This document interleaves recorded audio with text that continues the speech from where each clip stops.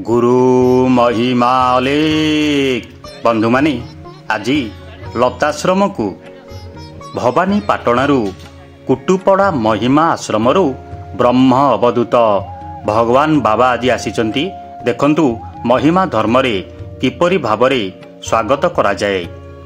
ब्रह्म अवधूत भगवान बाबा देखंतु वार्धक्य हेतु से पदभ्रजरे आउ नाहांती, किंतु आगुर पदभ्रजरे थिले। वार्धक्य जेहेतु ग्रास कलानी एते बाटरू आसला बेलू सक्षम हो पारा ना, तांकर गोड़ हाथ भी खराब अच्छी। बंधु माने ये समस्त बाबा माने अपेक्षा करिसंती गोमय पानी एवं यही स्थान रे बत्ती टेका जीव। पांचटी शाखा विशिष्ट बत्ती यही स्थान रे टेका जीव। माने पांचटी बत्ती पाखरे छिड़ा होइचंती बकलधारी बाबा सुरेश बाबा, बाबा नेपाल दास, ये समस्ते छिड़ा होइचंती। किपरि करा जाए चलतु आज देखा। देखंतु पछरे आसुचंती बाबा भगवान दास, ब्रह्म अवधूत भगवान बाबा। चलतु आज देखा। भवानी पाटणा कुटुपड़ा महिमा आश्रम रे बाबा रुहंती। लताश्रमर जड़े सक्रिय सदस्य। पाखापाखि 11 वर्ष पर बाबा पुणी फेरीचंती ढेंकानाल जिला महिमा गादी निकटरे थिबा नाटिमा बजार रे लताश्रम। देखंतु किपरि स्वागत करा जाए, चलतु देखा। बाबा भगवान दासंग पाखेरे ब्रह्म अवधूत किशोर चंद्र बाबा अछंती। सी लताश्रमर सभापति अछंती।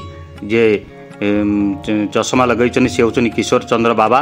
यही देखंतु भगवान बाबा छिड़ा होइछन्ती पाखेरे किशोर चंद्र बाबा एवं अन्य बकलधारी बाबा माने बाबा नेपाल दास, बाबा गोकुलानंद दास, बाबा सुरेश दास, समस्त बाबा माने छिड़ा होइछन्ती। ये होचे लताश्रमर परिसर। देखंतु किपरि शरण होउचन्ती बाबा बाबा निज निज भितरे। भगवान बाबांक बयस पाखापाखि 80 ରୁ 85 वर्ष हेलानी। यही स्थान रे बत्ती टेका जीव। आगु को कौन कौन सबू हेब से विषय रे देखिबा। गुरु महिमाले देखंतु बंधु माने 5टी बत्ती रखा जाइछि। प्रथमे बाबा भगवान दास टिकिबे, तापर समस्त बाबा माने गोटे गोटे बत्ती धरी महिमा अलेख डाक देई एही स्थानरू सभा मंडप जाए आसीबे। चलंतु देखिबा।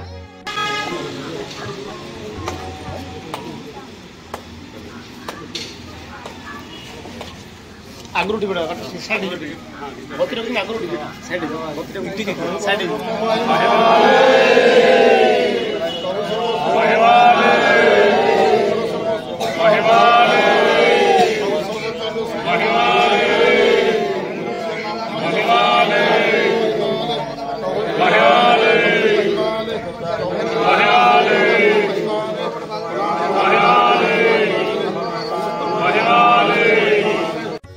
देखंतु बंधु माने पत्ती टेका सरीगला। तापर यही स्थानरू खंजणी भजन करी करी बाबा माने सभा मंडप टिके आसीबे। सेठी अलेख डाक देबे। तापरे समस्त बाबा भगत जगत एवं भक्त माने समस्त एकत्रित होई महिमा डाक देई नाटिमा टुंगी रे भोजन करिवे। से विषय आगु देखिबा। देखंतु बत्ती गुड़िक सरीगला परे समस्ते गोटे गोटे हाथ में धरले ताकू आनिकी सभा मंडपटी रखिए और यही स्थान भजन करी करी महिमा अलेख भजन करी करी समस्ते आसबे। चलतु देखा।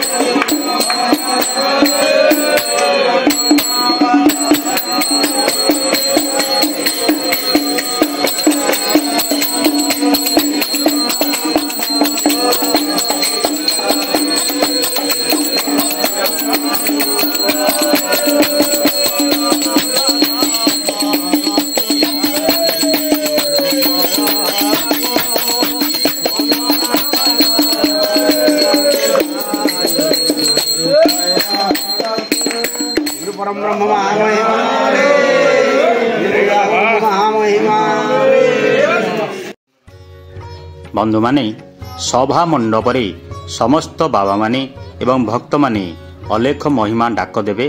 ତାପରେ ଏହି ସ୍ଥାନରୁ ଭିକ୍ଷା ମଣ୍ଡପକୁ ଯିବେ ଏବଂ ଆଜି ପାଳି ନାଟିମାରେ ସେଠାରେ ଭିକ୍ଷା କରିବେ।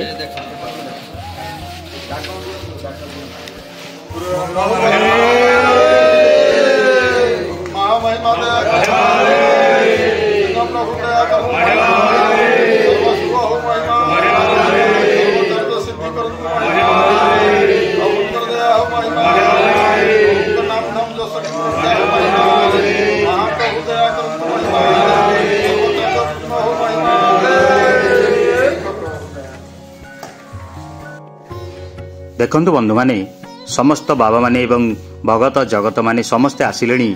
ନାଟିମା ଯେଉଁ ନାଟିମା ରୋଷେଇ ଘର ଯେଉଁ ଅଛି ଭିକ୍ଷା ଘର ସେଇଠାରେ ସମସ୍ତେ ଭିକ୍ଷା କରିବେ।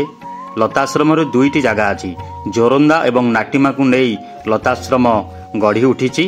ଦିନେ ଯଦି ଜୋରନ୍ଦାରେ ଭିକ୍ଷା କରିବେ ଏବଂ ସୀମା ପାର ହେଲେ ନାଟିମାରେ ଦିନେ ଭିକ୍ଷା କରିବେ, ଏମିତି ତାଙ୍କର ମହିମା ଧର୍ମର ନିୟମ ଅଛି। ସମସ୍ତ ବାବାମାନେ ଦେଖନ୍ତୁ ଆସିଲେଣି। ବାବା ସୁରେଶ ଦାସ, ବାବା କିଶୋର ଚନ୍ଦ୍ର ଦାସ, ବାବା ଭଗବାନ ଦାସ, ବାବା ନେପାଳ ଦାସ, ଏହି ସ୍ଥାନରେ ବାବା ଗୋକୁଳାନନ୍ଦ ଦାସ, ଆଜି ସମସ୍ତ ଭଗତ ଜଗତ ମାନେ ଏହି ସ୍ଥାନରେ ଭିକ୍ଷା କରିବେ। ଆଗକୁ କ'ଣ କ'ଣ ସବୁ ହେଉଛି ଚାଲନ୍ତୁ ଦେଖିବା।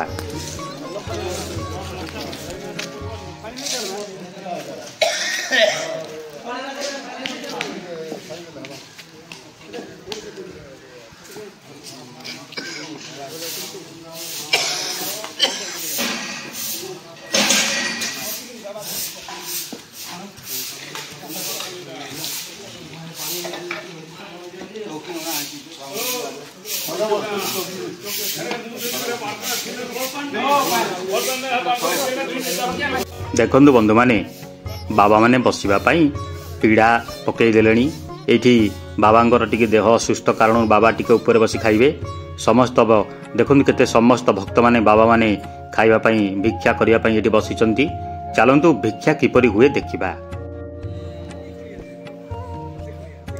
ବନ୍ଧୁମାନେ ବକଳଧାରୀ ସମାଜର ବାବାମାନେ ଲତାଶ୍ରମରେ କିପରି ଭିକ୍ଷା କରୁଛନ୍ତି ଦେଖନ୍ତୁ। ଭଗବାନ ବାବା ଆସିଲେଣି। ଆସ୍ତେ ଆସ୍ତେ ଜୋରନ୍ଦା ମେଳା ପାଖେଇ ଆସିଲାଣି। 11 ତାରିଖରେ ଚତୁର୍ଦ୍ଦଶୀ। ଭିଡ଼ିଓଟି କିପରି ଲାଗିଲା ଆପଣମାନଙ୍କର ମତାମତ କମେଣ୍ଟ ବକ୍ସ ମାଧ୍ୟମରେ ଜଣାଇବେ। ଗୁରୁ ମହିମା ଅଲେଖ।